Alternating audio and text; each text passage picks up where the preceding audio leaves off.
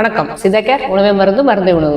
இன்னைக்கு எல்லாருக்கும் தெரிந்த ஒரு சித்த மருந்து எடுத்து அது எப்படி செய்யறாங்க, அதனால என்னென்னலாம் பலன் கிடைக்கும் அப்படிங்கிறத பார்க்கலாம். திரிபலா சூர்ணம். இது பொதுவாக சித்த மருந்து யூஸ் பண்றவங்களுக்கு திரிபலா சூர்ணம் நல்ல பரிச்சயமான ஒன்று. திரிபலா சூர்ணம் அப்படிங்கிறது கடுக்காய், தாண்டிக்காய், நெல்லிக்காய் மூணும் சேர்ந்து ஒரு சூர்ணம். இதே அதை எப்படி பக்குவமாக அரைப்பாங்க அப்படின்னா, கடுக்காயில் அகநஞ்சு அப்படின்னு சித்தர்கள் சொல்லியிருக்காங்க. அதாவது கடுக்காயில் உள்ளார் உள்ள விதை நஞ்சு, அந்த விதையை முதல்ல நீக்கிடுவாங்க.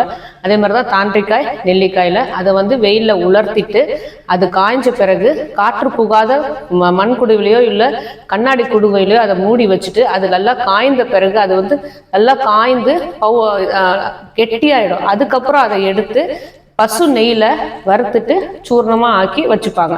இதுதான் அதோட பக்குவம். இதை எல்லாருமே அதாவது ஏதோ ஒன்று வீட்டிலே செய்கிறோம் அப்படின்னு சொல்லிட்டு அந்த பக்குவம் தெரியாமல் அரைச்சிட்டாலோ இல்லை அதோட நஞ்சு நீக்காமல் அகநஞ்சுங்கிற நஞ்சு நீக்காமல் நம்ம யூஸ் பண்ணாலோ அதோட முழு பலனும் நமக்கு கிடைக்காது. ஏன்னா இயற்கையும் சரி கடவுளும் சரி எல்லா நல்லதுலையும் ஒரு கெட்டதும் சேர்த்து செஞ்சுருக்காங்க. சித்த மருந்துகள் எல்லா மூலிகையிலையும் நம்ம சாப்பிட்ற சாப்பாட்லேயும் உள்ள நஞ்சை நீக்கிட்டு தான் அவங்க அந்த மருந்துகளே செய்கிறாங்க. அதனால முறையாக செய்யணும், மருந்துகள் கிடைக்கணும் அப்படின்னா சித்த மருத்துவர்கள் செய்த மருந்தை தான் நம்ம யூஸ் பண்ண வேண்டி வரும்.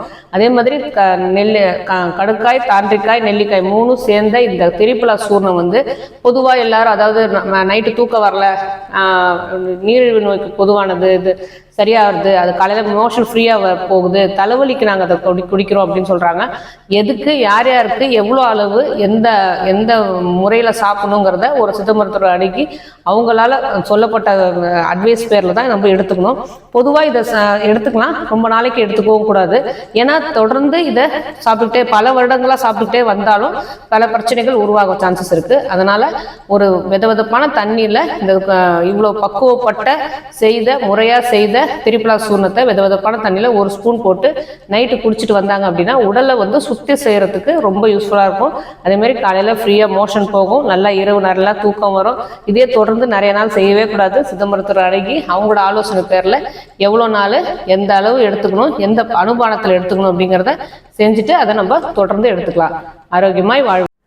உங்களுக்கு ஏதாவது சந்தேகம் இருந்தாலும் ஆலோசனை பெறத்துக்கும் சித்த மருத்துவர் அணுகலாம் அப்படின்னா நீங்கள் சித்தா கேருக்கு வரலாம், தாராளமாக ஆலோசனையும் பெறலாம். நிறைய சந்தேகங்களை தீர்த்து வைப்போம். உங்களுக்கு ஏதாவது கமெண்ட் பண்ணுறதா இருந்தாலும் தாராளமாக கமெண்ட் பண்ணலாம்.